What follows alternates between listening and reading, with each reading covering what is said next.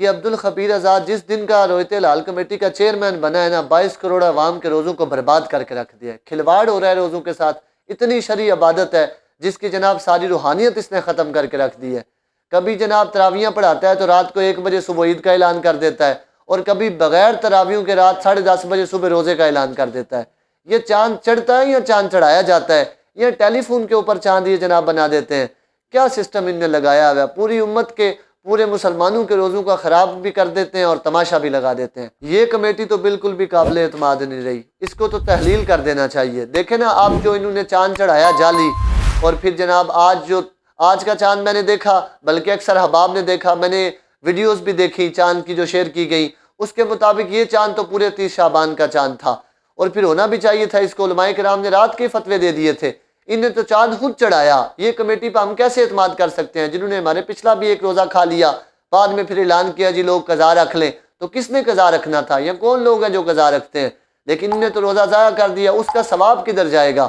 تو ایسی کمیٹی جس نے پہلے روزہ کھایا، اس پر ہم لوگ آئندہ کیسے اعتماد کر سکتے ہیں؟ یہ بھی آپ لوگ کم از کم سوچیں۔ میری اداروں سے بھی گزارش ہے کہ اس کمیٹی کو تحلیل کر کے تو اس کے جگہ پہ نئے قابل اعتماد بندوں کو لایا جائے، تاکہ عوام اہل سنت اور جتنے بھی احباب مسلمان موجود ہیں وہ سارے ان پر اعتماد قائم کر کے ان کے روزوں کی حفاظت ہو سکے۔ اب دیکھیں نا، چاند چڑھانے کے لیے انہوں نے جناب جہاز چڑھایا، اور جہاز کے اندر شہادت لینے کی کوشش کیجیے۔ پشاور سے جہاز اڑا جو کراچی پہنچا، اور اس کے اندر سے ہمیں چاند دیکھنے کی شہادت مل گئی، اس پر اب یہ اعتماد کرنے لگے ہیں۔ اب تو وہ رویت کے قاعدے کو بھی بھول گئے نا۔ پھر بہاولپور میں سے پورا پاکستان چھانا، جو چاند انڈیا میں نظر نہیں آیا، بنگلہ دیش میں چاند نظر نہیں آیا، افغانستان میں چاند نظر نہیں آیا، وہ پاکستان کے شہر بہاولپور کی ایک جگہ سے نظر آ گیا۔ وہاں سے پھر انہیں 2 گواہیاں لی، جبکہ ہمارے لوگوں نے رابطہ کیا تو فیضی صاحب کی مسجد کے مینارے کے اوپر چڑھ کے بھی وہاں پہ مطلع ابرالود تھا تو چاند نظر نہ آ سکا، مگر انہیں چاند دکھ گیا، کیونکہ وہ عبدالخبیر بیٹھا ہی اسی وجہ سے ہے، کیونکہ اس نے جناب سعودیہ کے ساتھ اور دوسرے ممالک کے ساتھ مل کے عید کرانی ہے، تو وہ تو پہلے سے پلان بنا کر کے بیٹھا ہوا ہے۔ ایسے میں عوام اہل سنت سے بھی اور میری علماء اہل سنت سے بھی گزارش ہے، ہر بار کے رونے سے بہتر ہے ایک بار رویا جائے۔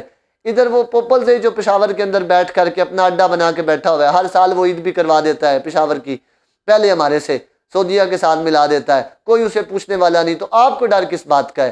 کم از کم آپ بھی اپنی ایک کمیٹی قائم کریں، علماء اہل سنت اکٹھے ہوں، اس میں دعوت اسلامی والے بھی ہیں، لبیک والے بھی موجود ہیں، اس میں جناب ہمارے جتنے بھی سنی مدارس ہیں یا تنظیم المدارس بورڈ سے وابستہ جتنے بھی احباب ہیں، سارے لوگ مفتی صاحب کی قیادت میں اکٹھے ہو جائیں اور ایک طریقہ کار بنائیں۔ پچھلے سال بھی یہ کمیٹی ہمارا ایک روزہ کھا گئی، کیا آپ بھی چاہتے ہیں آئندہ بھی یہ روزہ کھاتے رہیں؟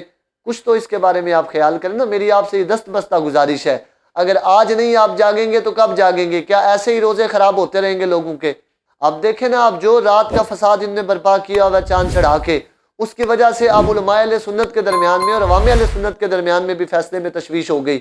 اب تاک راتوں کے درمیان میں بھی جو انتہائی اہم راتیں ہیں جن کے بارے میں حدیث میں بار بار فضیلت آئی، قرآن پاک کے اندر جس کی فضیلت موجود ہے، اب ان تاک راتوں کا اعتماد کیسے کیا جائے گا کہ رمضان کی پہلی رات آج کی تھی یا کل کی تھی؟ تو یہ سارا فساد ان کی وجہ سے برپا ہوا۔ ایسی کمیٹی ہے جو رات 12 بجے تراویحاں پڑھا کے صبح عید کا اعلان کر دیتی ہے، اور جناب بغیر تراویحوں کے رات کو 10:30 بجے صبح روزے کا اعلان کر دیتے ہیں۔ یہ قابل اعتماد ہے؟ اس کا اعتماد ہم کیسے کریں؟ مسلمانوں کے روزوں کے ساتھ کھلواڑ کیا جا رہا ہے، ان کے روزے خراب کیے جا رہے ہیں۔ ایسی کمیٹی قابل اعتماد کوئی نہیں، اس کو تحلیل ہونا چاہیے۔ یہی گزارش ہے میری آپ سے بھی، اداروں سے بھی، کم از کم علماء اہل سنت اس معاملے کے لیے اکٹھے ہو جائیں۔ الگ الگ راستے تلاش کرنے میں نقصان ہے، اکٹھے ہو کر کے آئندہ کے لیے مسلمانوں کے روزوں کی حفاظت ہو سکتی ہے۔ ہم تو دست بستہ اپیل ہی کر سکتے ہیں، باقی مرضی علماء کے پاس ہے۔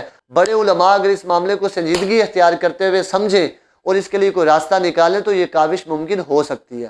اٹھو ادارت الحبیب سے جڑ جاؤ، ذکر مصطفیٰ اور محبت مصطفیٰ کو عام کرو اور زمانے پہ چھا جاؤ، کیونکہ ہم اپنا معیار زمانے سے جدا رکھتے ہیں، ہم تو محبوب بھی محبوب خدا رکھتے ہیں۔